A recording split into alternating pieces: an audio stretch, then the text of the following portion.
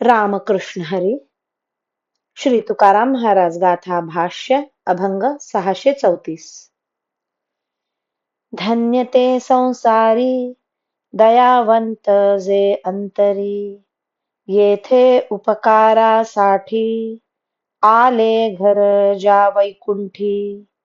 लटिके वचन नाही देही उदासीन, मधुरावाणी ओठी तुका म्हणे वाव पोटी. दीनाविषयी ज्यांच्या अंतःकरणात दया आहे असे संत या जगात धन्य आहेत.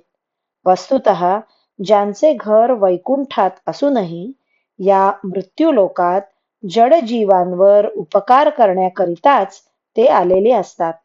कधीही ते खोटे बोलत नाहीत आणि देहाविषयी अनासक्त असतात. तुकाराम महाराज म्हणतात, त्यांच्या ओठात अमृतासारखी मधुर वाणी आणि पोटात अनेकांचे गुणदोष साठविण्या इतका मोठा अवकाश असतो.